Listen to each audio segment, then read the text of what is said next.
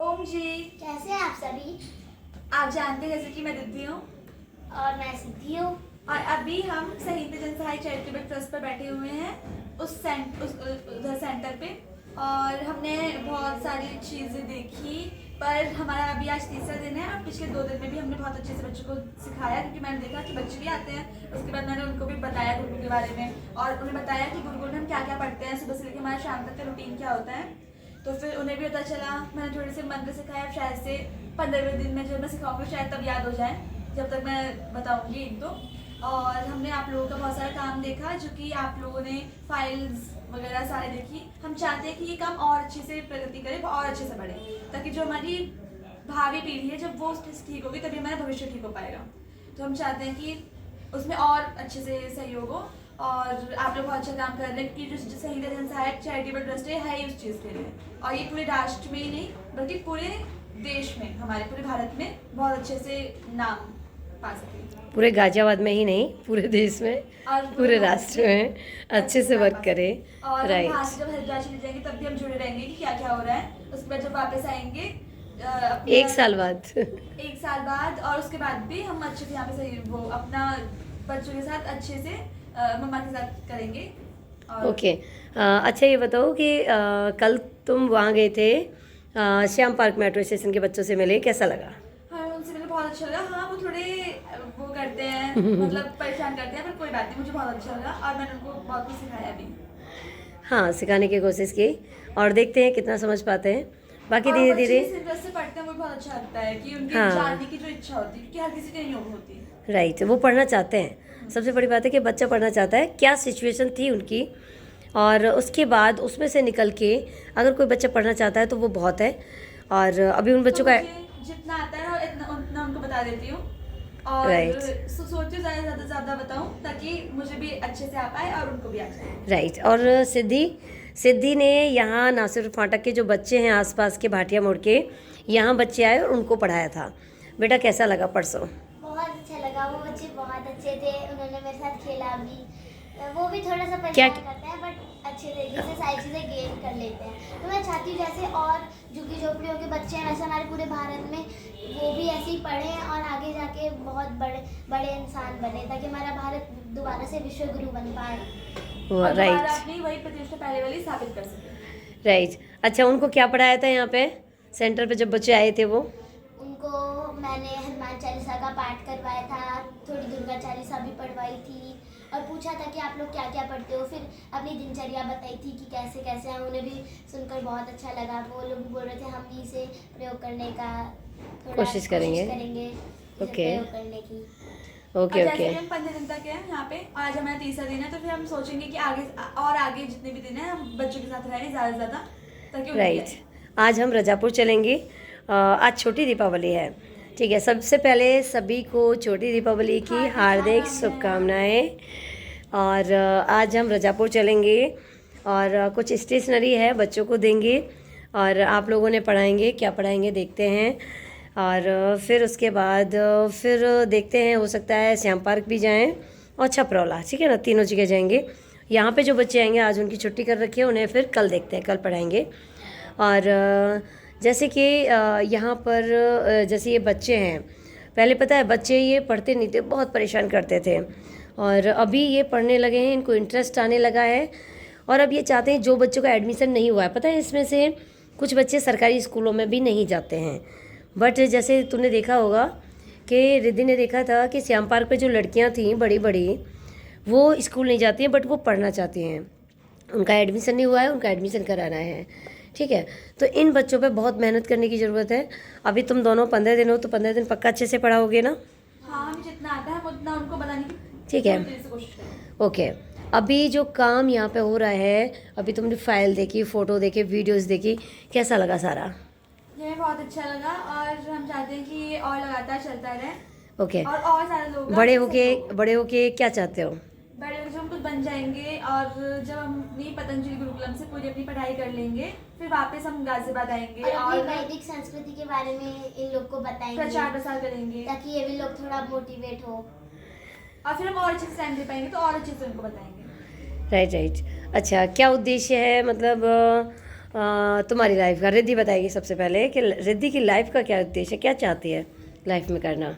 मेरी लाइफ का उद्देश्य तो ये है कि अभी मैं 10th में हूँ जैसे कि, तो फिर मैं अभी अपनी बोर्ड की परीक्षा बहुत अच्छे से दूंगी ताकि उन अंकों से मेरी आगे वाली कुछ पढ़ाई में कोई दिक्कत ना हो सके।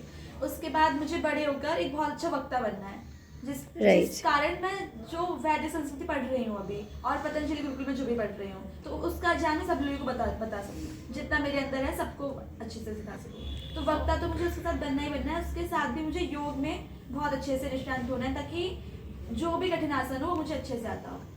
ठीक है। और उद्देश्य तो मेरा यही है कि मैं बहुत अच्छे से हर चीज़ सीख सकूँ ताकि उसको मैं बहुत बड़े लेवल पे कर सकूँ। और वक्ता मुझे बनना है, फिर ऑफिसर लाइन में तो जाना ही है। ओके, कुछ सोशली उद्देश्य कि सोशल वर्क में मुझे करना है या किसी ज़रूरतमंद लोगों के लिए, बुजुर्गों के लिए कुछ करना है, ऐसा कुछ? जैसे ये काम हो रहा है अभी, ये काम, तो उस काम में मैं बड़े होकर और बड़े लेवल पे वो काम करूँगी ताकि और लोगों का सहयोग हो सके और जो बूढ़े लोग हैं और छोटे बच्चे हैं ज़्यादा से ज़्यादा वो लोग जुड़ सके उस चीज़ में, उन लोगों को उस चीज़ का फ़ायदा मिल सके, हम उन लोगों का सहयोग कर सके, हम भी और बाकी जितने भी संपन्न लोग हैं, जितने भी अच्छे व्यक्तित्व हैं, उनका सहयोग उन लोगों को मिल सके। अब अम्मा के काम को मैं बहुत आगे तक बढ़ाऊंगी उसको ही। राइट, पक्का ना? तो क्योंकि देखो ये काम करने में बहुत मेहनत लगी है बेटा, और बहुत मेहनत लगती है अभी भी कंटिन्यूटी में। और मैं वो काम नहीं करती हूँ कि एक दिन कर लिया फिर आगे ढीला छोड़ दूँ, नहीं छोड़ सकती। मतलब मेरा कहने का, अभी तुमने देखा इतने दिन से तुम बाहर हो, 2.5 साल हो गई, 2.5-3 साल से, तो जब से ही मैंने अपने आप को कहाँ समर्पण कर रखा है पूरा, मतलब सोशली समर्पित कर रखा है। बस मैं अपना वर्क करती हूँ सुबह से लेकर शाम तक। उसके बाद क्या है, सारा जो मतलब मुझे चिंता रहती है कि बस तुम्हारी फीस भरे, तुम अच्छे से वहाँ पे रहो और यहाँ पे मैं अच्छे से काम कर सकूँ। बड़ा निश्चिंत होकर समर्पण भाव से ये चीज़ चल रही है। हाँ, तो तुम्हें अगली बार भी 15 दिन के लिए आएंगे, उस टाइम मैं आ जाऊंगी तो और मैं अच्छे से। राइट, तो तुम्हें फील हुआ ये कि बाकी में मम्मा ने अच्छा काम किया, है ना? अच्छा लगा? क्योंकि इस पहले से हम लोग ने लाइव देख लिया, पहले बस सुनते थे।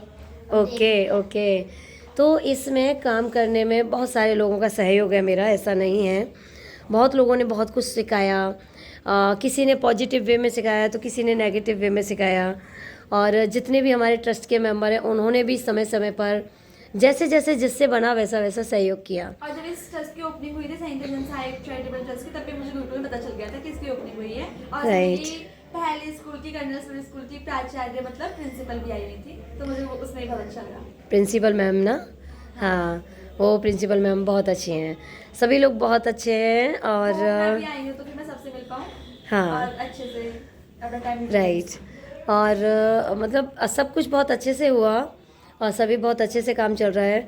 मुझे बस इतना भरोसा है कि अगर हम अपनी नीयत साफ रखते हैं तो हमारे कर्म ऑटोमेटिक अच्छे होते जाते हैं। और मुझे अपने कर्मों पे भरोसा है और तुम भी, उम्मीद करूँगी तुम दोनों भी अपने कर्मों पे भरोसा रखेंगे और हमेशा अच्छे काम करने की कोशिश करेंगे। क्योंकि जब हम अच्छे काम करेंगे, ईमानदारी और मेहनत के साथ करेंगे, तो मुझे 100% भरोसा है कि हम कभी भी अनसक्सेस नहीं हो सकते। राइट, तुम्हें लगता है कि जो हम काम करते हैं वाकई में पूरी श्रद्धापूर्वक, पूरी ईमानदारी, पूरी मेहनत से करते हैं, तो हम क्या होता है, सक्सेस मिलती है, उसे कोई भी नहीं रोक सकता।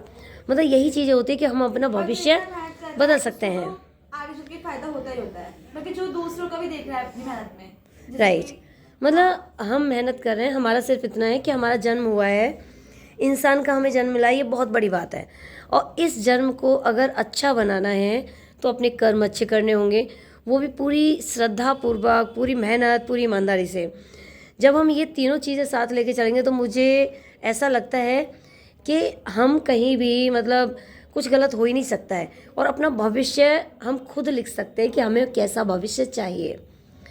हर व्यक्ति के हाथ में अपना भविष्य है और वो व्यक्ति अपना भविष्य खुद लिख सकता है। जैसा आप चाहते हो वैसा आपको आपका भविष्य मिलेगा। राइट, इसलिए आपको कैसा बनना है, तो कैसा?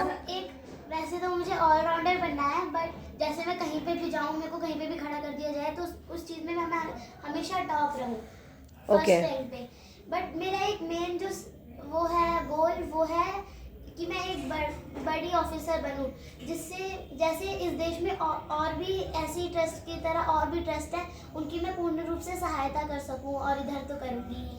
राइट, क्योंकि इस छोटे से ट्रस्ट से काम नहीं चलता, हमारा तो बहुत छोटा सा वर्क है, और ऐसे ही पूरे देश में हमारे क्योंकि बहुत सारे ट्रस्ट हैं। बहुत लाइन लगी पड़ी है बेटा। बहुत मतलब ये कि वाकई में हमें वो काम करना चाहिए, हर ट्रस्ट को, हर संस्था को, हर सोसाइटी को, कि नाम से मतलब नहीं है, वाकई में वो काम ऐसा हो कि किसी के काम आए, किसी की हेल्प करे कुछ अच्छा होने में, उसको नीचे खींचने में नहीं, ऊपर उठाने में। तो वो कर्म ही वही एनजीओ है, वही संस्था है, वही सोसाइटी है, वही सब कुछ है। तो कहने का मतलब है कि हमें दुनिया में दूसरा, देश के कल्याण का, हमें जो भी करना है वो देश के कल्याण के लिए, देश के कल्याण के लिए, ताकि उसमें हमारा सहयोग तो रहे, बल्कि राष्ट्र का भी सहयोग हो। और हाँ, दूसरा गौ माता। हमारे यहाँ पे ना, अभी तुम्हें मैं घुमा के लेके आऊँगी, अभी कबीरनगर, राजनगर एक्सटेंशन, अच्छे अच्छे पॉज एरिया में इतनी बुरी हालत है गायों की, बहुत बुरी हालत है। तो कहने का मतलब है कि गौशाला काफ़ी सारी हैं ऑलरेडी, बट उसके बाद भी अभी इतनी सारी होनी चाहिए कि ये बेचारी ऐसे जो घूम रही हैं वैसे ना घूमें, इनकी स्थिति थोड़ी सुधर जाए। तो मैं ये चाहती हूँ, अगर जहाँ पे ज़्यादा इसकी बुरी हालत है वहीं पे बनवा दे। हाँ, वहीं आसपास होनी चाहिए, उन गायों को वहाँ पे छोड़ दिया जाए, उनके खाने की व्यवस्था की जाए। कोई दूध दे रही है तो उसको यूज किया जाए, नहीं दे रही तो उसको रखा जाए मरते दम तक। क्योंकि गाय के ऊपर अगर बोलना चाहो तो गाय कौन है बताओ? गाय हमारी माता है। गाय हमारी माता है, सर्वप्रथम माता तो हमारी गाय ही है। राइट। क्योंकि ऐसा माना गया है कि हम सब जो टिके हैं गाय के आशीर्वाद, गाय के मतलब गाय पर टिके हुए हैं। बहुत सारे ऐसे देवी देवता हैं मतलब जो गाय के अंदर निवास करते हैं, मतलब ऐसा बोलते हैं पता नहीं कितने हजार देवी देवता हमारी गौ माता के अंदर निवास करते हैं। तो इसको ऐसे मतलब निराधार नहीं करना चाहिए, इसको निराधार नहीं करना चाहिए इसका, और बड़ी इज्जत करनी चाहिए गौ माता की। पशु पक्षियों में सबसे ज़्यादा पवित्र माना जाता है। सबसे ज़्यादा पवित्र माना जाता है इसको। इसका देखो गौमूत्र, गोबर, गाय, हर चीज़ बहुत लाभदायक, गाय का दूध है ना। तो गाय तो पतंजलि हो तो हर चीज गाय की यूज करते हैं, जैसे कि भी साबुन भी वो गाय के साबुन गोबर से, गाय के गोबर से है ना। तो ये होता है, अच्छा किया, मतलब स्वामी जी ने बहुत सारी चीज़ें बहुत अच्छी की हैं। और सबसे बड़ी बात है कि स्वदेशी, कि हम मतलब जो विदेशी चीज़ खरीदते हैं हाँ, कि वो हम स्वदेशी को ज़्यादा अपनाएं, और जितना भी हमारा पैसा बाहर जाता है वो बाहर ना जाके हमारे देश में ही रहे। और हम जितने भी बाहर के सामान का प्रयोग करते हैं, जैसे कि ब्रिटानिया हो गया, और हम जितना प्रयोग करें, भले ही पतंजलि ना करें पर स्वदेशी करें, पार्ले कर लें, ये सारे करें पर हाँ, जो भी स्वदेशी है उसको करें, कम से कम अपना देश का पैसा अपना देश में रहे, चाइनीज ना खरीदें, बाहर का विदेशी ना खरीदें। हमें क्या फायदा मिलता है, वो बस सस्ता आ जाता है थोड़ा, बस ये फायदा मिलता है। पर जो हर्बल प्रोडक्ट्स हम यूज करेंगे वो आगे हमारे लिए भी फायदेमंद। हमारी हेल्थ के लिए भी तो अच्छे हैं, क्योंकि हमारी हेल्थ ख़राब हो रही है खाने पीने से बाहर का, और पॉल्यूशन इतना सारा हो चुका है बहुत ज़्यादा। तो ये सारी चीज़ें, क्योंकि हमें खुद भी जागरूक होना पड़ेगा, क्योंकि अगर हम दूसरों को जागरूक कर रहे हैं, हम खुद ही जागरूक नहीं है, तो फिर ऐसे नहीं होगा। राइट, जब तक हम खुद अच्छे नहीं हैं तब तक हम दूसरों को क्या एडवाइस देंगे। और मैंने ऐसा देखा है कि हम एडवाइस तो बहुत दे देते हैं, और हमारे पास बहुत सारा भंडार होता है ज्ञान का, लेकिन हम उसे अपने ऊपर अप्लाई नहीं करते। हर व्यक्ति ज्ञानी है यहाँ पे, हर व्यक्ति ज्ञानी है, लेकिन वो अपने ज्ञान को अपने लिए ही यूज नहीं करता। तो वो ज्ञान किस काम का, राइट। अगर तुम गुरुकुल में पढ़ रहे हो, ऋषि मुनि बहुत कुछ पढ़ लेते थे, फिर इतने हजारों शिष्यों को वही ज्ञान बांटते थे, फिर आगे जाके बढ़ता था, पर धीरे धीरे वो ज्ञान लुप्त हो गया है। पता है क्यों हो गया लुप्त, बताओ। आज यही डिस्कशन करते हैं थोड़ी देर, क्योंकि बहुत अच्छा डिस्कशन है बेटा ये, हम आपस में। परेशान मत हो, प्रिंसी थक गई है शायद बैठे बैठे, लेकिन नहीं, रिलैक्स बेटा, रिलैक्स मोड में बैठ जा बस। मैंने बस कैमरा रख रखा है, हम डिस्कशन कर रहे हैं, क्योंकि ये डिस्कशन इतना अच्छा है बेटा कि लोगों को, सभी को, आप जैसे बच्चों को पता होना चाहिए, ठीक है। जैसे कि रिद्धि सिद्धि है और ये गुरुकुल में पढ़ती हैं, तो अभी क्या बात चल रही थी, पहले इतना ज्ञान था हमारे देश में बहुत ज़्यादा। हमारा देश क्या माना जाता था कि ऋषियों का देश, विश्व गुरु और बहुत अच्छा राष्ट्र माना जाता था। समृद्धि से लेके जैसे अभी अमेरिका है, ये सिर्फ पैसों में आ गया, बट हमारा देश जो था वो हर एक हमारे चीज़ में देश आ में गया। पहले से ही जानता, पर हम लोगों ने उसका सदुपयोग नहीं किया, हम लोगों ने उसका जैसे यूज नहीं बुद्ध जी किया, और थे। बाहर गए लोगों ने आके उस ज्ञान का सर्वप्रथम इस्तेमाल किया। उन्हें लगा कि मतलब ऐसा लगता है कि हम जो हमारे पास चीज़ है हम उसको उपयोग न करके दूसरों की चीज़ को देखते हैं कि ये अच्छी है। वैसे ही जब बाहर के लोग हमने अपनी हमारा ज्ञान दिया, हमारा जान लिया जैसे और कि फिर अपने देश का बना लिया उसने। अभी अभी हमारी- ना वो जर्मनी में बहुत सारी यूनिवर्सिटियां खोल रखी है, वो हमारी संस्कृत पढ़ने के लिए, वो हमारी संस्कृत को अपना अपनाने के लिए नहीं हमारी संस्कृति को, वो ये लोग संस्कृत इसलिए पढ़ रहे हैं ताकि हमारे वेदों में इतना कुछ लिखा हुआ है ना, उनको पढ़ के, उनको समझ के, उनमें बहुत सारी साइंस वाली बातें लिखी हुई है, फिर उनको पढ़ के, उनको समझ के, फिर जो नई चीज होगी उसको अपने नाम करके पूरी दुनिया में फैलानी। जैसे न्यूटन को ही सेब गिर के तब उसे ग्रेविटी का नहीं पता चला था भाई, इतना बड़ा हो गया, 30 से ज्यादा का हो गया, 30 साल के बाद पता चला कि एप्पल गिरता है नीचे। Right right. बचपन में ही पता लगा लेना चाहिए, वो ना पढ़ा था बस, उसने अपने नाम कर लिया उसने। उससे पहले तो हमारे बहुत पुराने ऋषि ने ही पता लगा लिया था ये। Right right right. सबको। अच्छा ऐसा है। हमारे ऋषि मुनि जो तो ऐसे थे कि बस समाधि में बैठ गए तो अंतरिक्ष से भी दूर चले गए। Right right right. यही नहीं पता, इतना पहले, बहुत पहले, हजारों साल पहले एक ऋषि मुनि ने ये पता लगा लिया था कि कोरोना नाम की एक बहुत बड़ी महामारी आएगी जिसमें बहुत सारे लोगों को बहुत नुकसान। ऐसा था? हाँ। किसमें आया? ये किन्हीं को तो मिला था, मैंने देखा था। ओके, क्या मिला था? किसी को तो यूट्यूब चैनल में देखा था मैंने। हाँ राइट राइट राइट। हाँ ये पुराने ऋषि वेद में, हाँ किसी वेद शास्त्रों में ही था हमारे में। हाँ। क्या पहले बहुत से शास्त्र जला दिए गए, उनमें बहुत कुछ लिखा था बट वो जला दिए गए। तो ये जला हुआ एक पन्ना मिला था जिसमें ऐसे ही कुछ लिखा था संस्कृत में कि एक महामारी आने वाली है कोरोना की। राइट। प्रिंस जी एक सेकेंड। इतनी बड़ी चीज है, ठीक है, जानवी को चीज है, इतनी बड़ी चीज है कि ये कुछ भी कर सकती है। एक सेकेंड। बट कोई आजकल की दुनिया में विश्वास ही नहीं करता। जब विश्वास ही नहीं Right, होगा तो right. करेंगे कहाँ से? जैसा कि आप लोग जानते हैं, माना आप लोग में से भी सभी लोग नहीं जानते कि अभी के ज़माने में हमारे देश में 3 वेद नहीं माने जाते हैं, बट ये 4 वेद माने जाते हैं। बट ये 4 वेद नहीं थे, ये बहुत सारे वेद थे, इनमें बहुत कुछ लिखा था, वो जला दिए गए हैं। ये जो क्या करें, जो मेन होता है, जैसे बोलते हैं ना कि जो आगे निकल जाता है उससे चिढ़न होती है, तो वैसे हमारा देश सबसे आगे था हर एक चीज़ में। तो जिन देशों को चिढ़न हुई वो लूटपाट करने आ गए। हर दिन 7,000 नाव भर के सोना लेके जाया जाता था हमारे यहाँ से। अच्छा। हमारा देश, संस्कृति इतनी अच्छी थी ना कि सबसे आगे था हमारा देश। अब जैसे गीता है, गीता में इतना सब कुछ लिखा है ना, वेदों में भी, या गीता में इतनी सारी चीज़ें आपको देखने को मिलेंगी अगर आप लोगों ने अर्थ देख लिए वहाँ के। मेरे पास भी गीता है जिसमें गीता के मंत्र श्लोक लिखे हैं, साथ में उसके नीचे उसके अर्थ लिखा है उसका। उसमें मैंने पढ़ा, बहुत अच्छी अच्छी चीज़ें हैं। और वेद इतने सारे थे, उसमें तो और अच्छी चीज़ें। आप कभी जानिएगा, पढ़ के देखिएगा, आपको इतना अच्छा लगेगा। और ये तो कुछ नहीं है, ये तो मान लीजिए 5% है, 100% हम लोग का सब कुछ जला दिया गया। नालंदा विश्वविद्यालय, उसकी पूरी लाइब्रेरी इतनी बड़ी थी कि 6 महीनों तक जलती रही, तब सब कुछ खत्म हुआ। अरे 6 महीनों मैया, तक लगातार ऐसा था? इतनी बड़ी आग जलती रही, तब ओह सब कुछ माय खत्म हुआ। गॉड। मतलब इतना बड़ा था ना कि मतलब क्या कहूँ मैं, 100 किलोमीटर के में फैला हुआ था, और वो भी 6-7 मंजिल, 8, 10, 11 मंजिल तक का था। और वो भी इतनी ठूस के रख रखी थी ना उसमें किताबें, ऐसे बैठ के। और जैसे अभी के ज़माने, वैसे तो बहुत कुछ जला दिया गया, बट जो बचा है ना, जैसे पाणिनि जी की अष्टाध्यायी बची हुई है, अभी के ज़माने में जो बचा है उसमें ये खुद बड़े बड़े वहाँ के साइंटिस्ट ने ये पता लगाया है कि जो सबसे हार्डेस्ट वो है ना इन्वेंशन, वो है पाणिनि जी की बनाई हुई अष्टाध्यायी। अच्छा। हाँ, वो हार्डेस्ट है क्योंकि उसमें 4000 सूत्र हैं, और उसमें इतने छोटे छोटे सूत्र का एक एक वर्ड का बहुत सारा मतलब है। उसमें संधि करके उसे और छोटा बना दिया गया। बड़ा करके देखे तो अष्टाध्यायी तो इतनी मोटी हो जाएगी। तुझे याद है ना अष्टाध्यायी? हाँ पूरी याद है? हाँ, पूरी याद है। वाह, पूरी याद है। हाँ, अभी मैं अर्थ जान रही हूँ उन सब चीज़ों का। अभी मैंने सिर्फ ऐसे मुंह पे बिठा लिया है, कंठस्थ कर लिया है। ओके। इतनी सारी चीज़ें यार। तो मैं यही चाहती हूँ कि मैं बड़े होके इस चीज, जो चीज़ लुप्त हो गई है, उसको वापस दोबारा लाऊं, ताकि हमारा देश दोबारा से वैसे बन सके।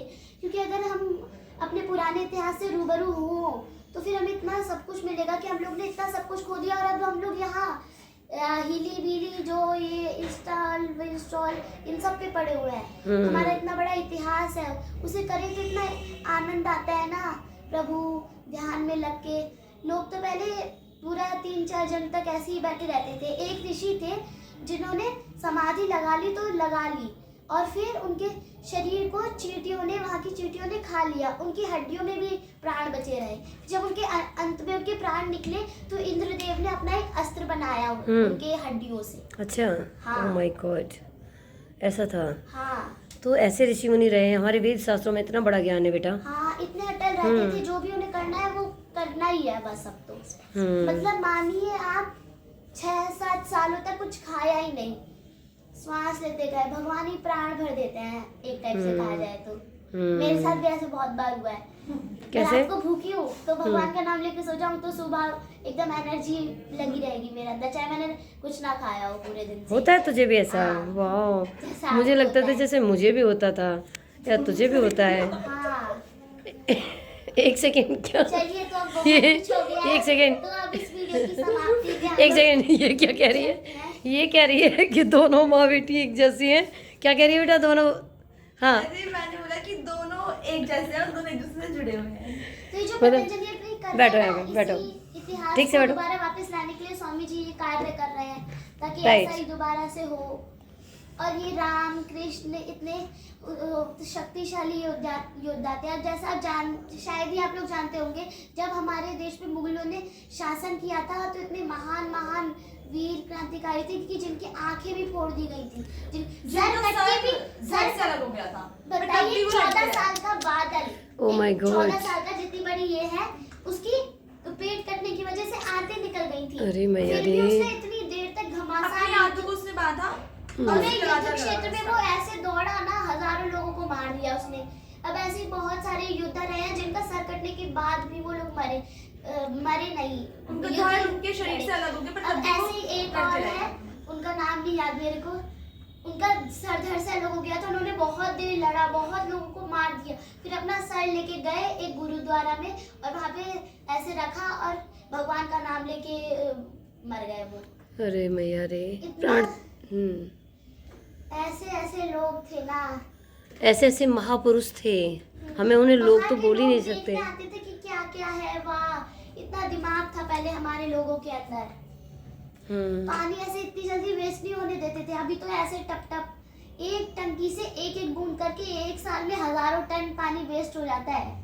सच में, और सच उस समय में। तो एक बूंद भी पानी वेस्ट नहीं करने दे सकते थे। जैसे अभी जापान में जाके देखेंगे, नालियों में भी आपका चेहरा आपको अच्छी तरीके से दिखेगा, इतना वहाँ साफ की पानी है। तैरती हुई पानी दिखेंगी, हम्म। माना थोड़ी थोड़ी जगह पे गंदगी, बट हमारे यहाँ पे तो इतना बड़ा समुद्र, इतने हमारे यहाँ गहरे के समुद्र लोग में भी ही- लोग ही अवेयर पूरा हैं। मिट्टी तक दिखेगा, सब कुछ इतना साफ रहता था। अब तो हम लोग ने मतलब यमुना, सरस्वती तो लुप्त ही हो गई, यमुना और गंगा पवित्र नदियाँ बची है। पहले 3 थी, सरस्वती लुप्त हो गई और ये जो यमुना को हमने गंदा कर दिया और ये गंगा बची है। ये अभी के ज़माने में यही सबसे ज़्यादा पवित्र मानी जाती है नदियों में से, इन्हें भी हम लोग गंदा कर रहे हैं। तो फिर हम लोग कर सके थोड़ा, इसमें थोड़ा सहयोग दे अरे सके बाप तो रे बाप, जो सच में। गंगा गंदी सच हो बता रही रही हो बेटा, हमें तो उसे ज्ञान ही रोक नहीं दिया है। जा सकता है, हम रोक सकते हैं। और ये जो यमुना गंदी हुई है इसे हम लोग साफ कर सकते हैं।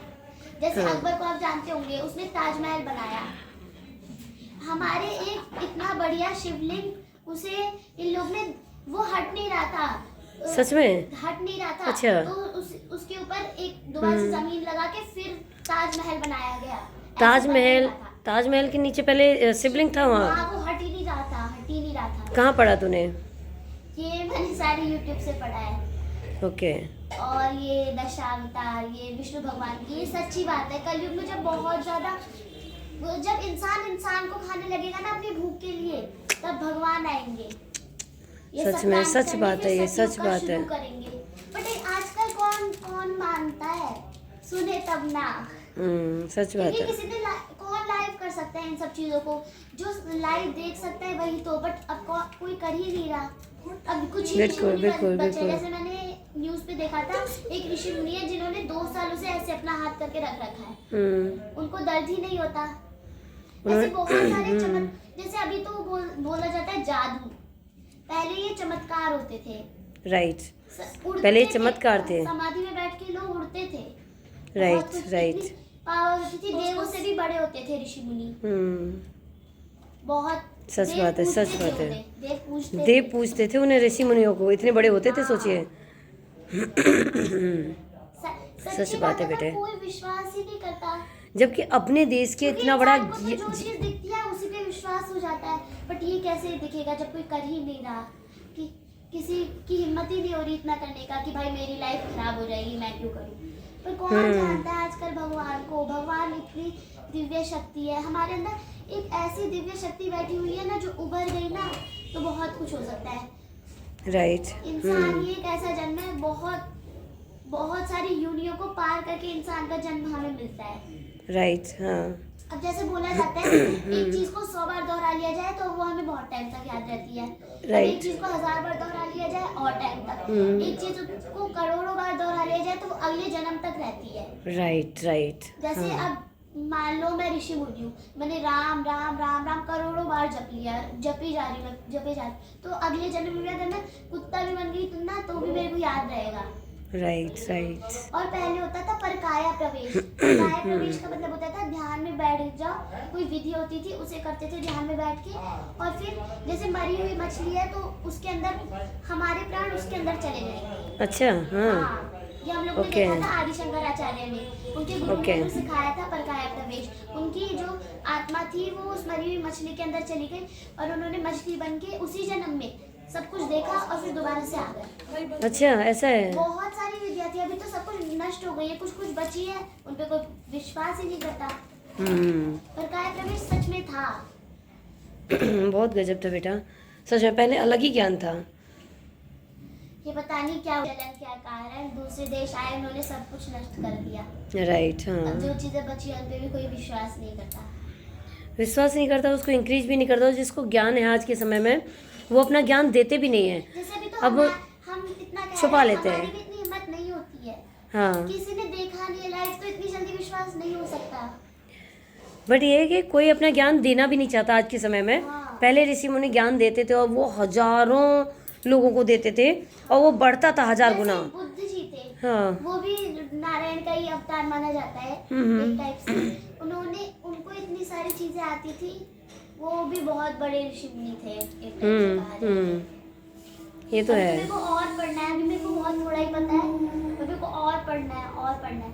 वो जो आपने ये तो शायद से सुने होंगे महाराणा प्रताप, ये भी हमारे Right. बहुत राजा रहे हैं। ये भी घास की रोटी खाते थे, बट अपने राज्य को इन्होंने कैद नहीं होने दिया था, चित्तौड़ चाहे घास की रोटी खाते थे ये जंगल में।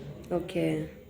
अब ये इतने ज्यादा शक्तिशाली थे कि अकबर, इतना बड़ा बोला जाता है उसे, द ग्रेट किंग अकबर, क्या पता उसे, वो इतना कायर था कि महाराणा प्रताप के सामने आने की उसे हिम्मत नहीं होती थी, क्योंकि उसे पता है अगर वो सामने वो एक भी बार महाराणा प्रताप के सामने नहीं आता, क्योंकि उसे पता था अगर वो आ गया एक बार तो मत बचेगा नहीं। हाँ, वो अपने सैनिकों को भेजता था, बट एक भी बार महाराणा प्रताप के सामने नहीं गया था। अच्छा। छत्रपति शिवाजी के अंदर भी बहुत दिमाग था। अगर आप जीवनी पढ़िए, महाराणा प्रताप, छत्रपति शिवाजी, तब आपको बहुत कुछ पता चलेगा। हमारे पुराने इतिहास को एक बार छू कर देखिए, उससे रूबरू होके देखिए, पढ़िए। बहुत सारी किताबें हैं आजकल की दुनिया में भी, चाहे आपको फोन में भी मिल जाएगा, बहुत कुछ मिल जाएगा।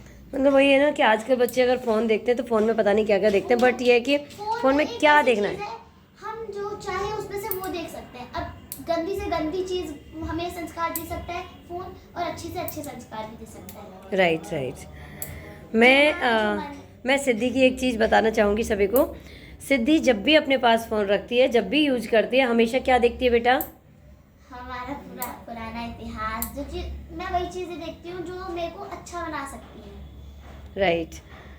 तो मैं जानती हूँ कि मैं एक अच्छा वक्ता भी बन सकती हूँ। हाँ, लेकिन बहुत अच्छी अच्छी चीज़ें देखती है। तो वहीं से इसने यूट्यूब से, फ़ोन से बहुत कुछ, इसे पहले से ही बहुत कुछ पता था और क्रांतिकारियों के बारे में बहुत कुछ सीखा इसने, अंतरिक्ष के बारे में। पहले तो मेरे को इतना सब कुछ पता नहीं था। हाँ। ये बच्चे अभी कार्टून देखते हैं, बट ये जब मैंने एक दो बार लगा के देखा तो मेरे को इन सब चीज़ों में इंटरेस्ट नहीं था बिल्कुल भी। बाहर के बच्चों की तरह एक डॉल। फिर जब मैं गुरुकुल में आई तो मैंने इतना सब कुछ सुना। मैंने एक चीज़ लगाई, जब मैंने छत्रपति शिवाजी के बारे में सुना तो नीचे नीचे और भी चीज़ आने लगी। महाराणा प्रताप, ये खिलजी पुराना, ये खिलजी कौन था, अकबर कौन था, ये भी पता चला मेरे को। गोरा बादल कौन थे, ये भी पता चला। ओके।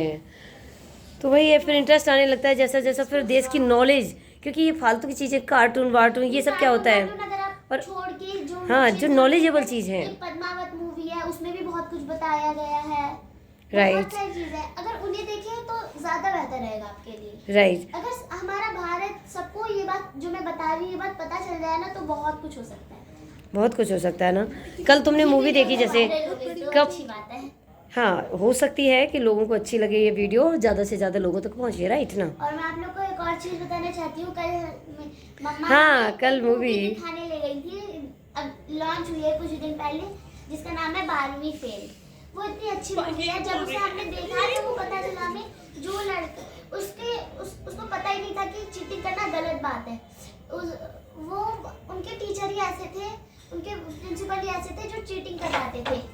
और बचपन से लेके 12th तक उन लोग ने चीटिंग की थी। 12th में जब वो लोग लास्ट क्लास में आए तो जब उन्होंने पढ़ के जब एग्जाम की बारी आई तो उनके स्कूल में एक डीएसपी ऑफिसर आए। उन्हें ये बात पता चली कि बेटा भाई चीटिंग करते हैं, तो उन्होंने सोचा इस बार मैं पूरे पेपर में रुकूंगा, देखूंगा क्या क्या हो रहा है भाई, यहाँ से तो चलेगा नहीं भाई, ऐसे होता रहेगा तो। उन्होंने प्रिंसिपल को भी बहुत डांटा।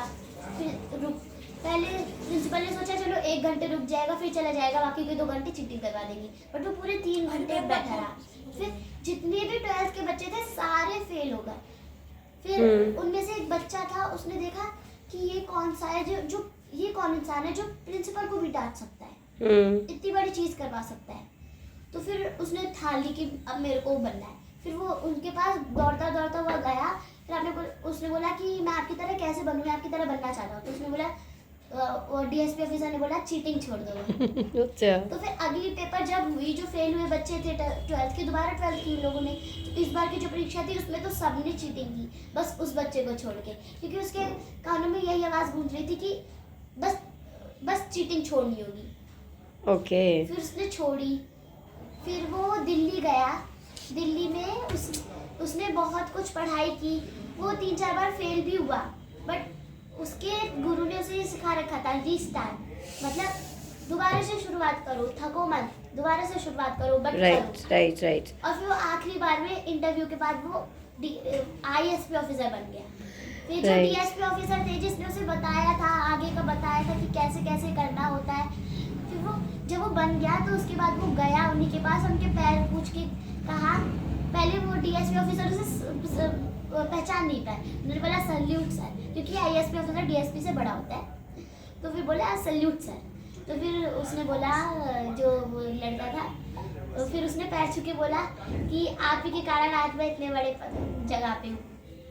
ओके, आपने मुझे पहचाना नहीं, मैं वही चीटिंग छोड़ दो, चीटिंग छोड़ दो। ठीक है, वो रियल स्टोरी पे बनी हुई है। मनोज कुमार शर्मा और संध्या जी दोनों आईपीएस ऑफिसर हैं, और ये रियल स्टोरी है। जो विकास देव कीर्ति सर हैं, उन्हीं के साथ, मतलब उन्हीं के कोचिंग में वो पढ़ते थे। सपोर्ट मिला, बट राइट। जो उसका साहस था ना, उसे आजकल की दुनिया में बहुत ही कम लोग के पास है उतना साहस। राइट। तो उसने कोई भी परेशानी, कोई भी परिस्थिति में, कितनी बुरी परिस्थिति रही, उसकी सिचुएशन खराब रही, बट उसने वो अपना लक्ष्य छोड़ा नहीं। बस वो निर्धारित था, वो करना है तो करना है, करना है तो करना है।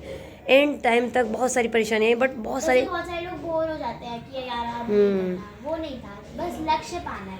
हाँ। उसकी घर की स्थिति इतनी बुरी थी ना कि कुछ कह नहीं सकते।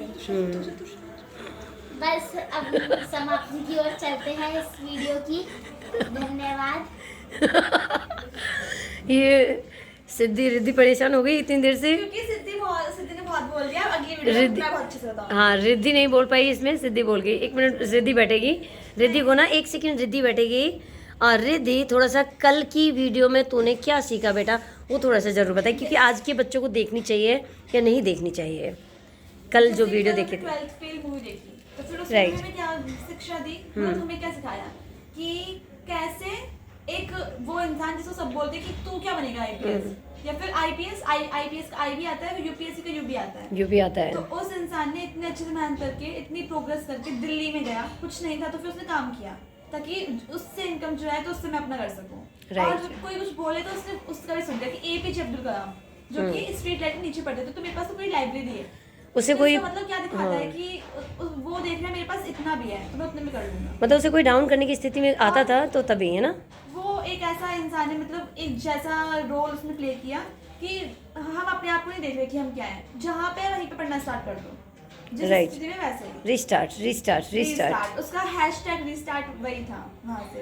राइट हाँ फिर जब पता चला कि हाँ टेबल चेक जिसने दी, उसके बाद जब उसने किया उस पर, और जैसे टाइम सेट के उसने पढ़ाई किया, और अगर नींद आती है तो फिर बार बार मुंह धोकर, तो उसी को ही बोलते हैं मेहनत। और असली मेहनत तो फिर मेहनत रंग लाती है। तो जब जाके उसने जब मेहनत रंग लाई और उसका अटैम्प्ट भी क्लियर नहीं हो पाता है, फर्स्ट अटैम्प्ट क्लियर नहीं हुआ, सेकंड अटैम्प्ट क्लियर नहीं हुआ, फोर्थ अटैम्प्ट में उसका क्लियर हुआ। तो फिर ये Right. 12th फिल्म मूवी ये दिखाती है कि चाहे आप कुछ भी हो, अगर आपने ठान लिया, उसमें ये भी वर्ड आता है कि मैं दुनिया पलट दूंगा। कैसे दुनिया पलटी उसने दिखाया कि देखो मैंने इस अटैम्प्ट में क्लियर नहीं तो इस अटैम्प्ट में क्लियर हो ही गया। और जब उसको क्लियर हो तो जो उसकी खुशी थी, और उसके बाद जो उसने किया। इसमें एक चीज़ और सीखने को मिलती है, जब इंटरव्यू होता है तो उस टाइम पर जो इंटरव्यू ले रहे होते हैं वो पूछते हैं कि अच्छा तुम 12th में फेल हुए, तो उसने झूठ नहीं बोला, जबकि बाहर गार्ड ने बोला था कि वो बहुत स्ट्रिक्ट है अंदर जो इंटरव्यू ले रहे हैं तो सर। झूठ बोल रहे 12th में। हाँ बट उसने बताया कि मैं फेल हो गया, क्यों हुआ कि चीटिंग होती थी बहुत सारा, सब कुछ बताया। तो ये सब भी है कि झूठ नहीं बोलना चाहिए, और जो है रियलिटी वो सच के साथ अपना। इससे हमने यही प्रेरणा ली। ओके बाय बाय, और- थैंक यू। धन्यवाद।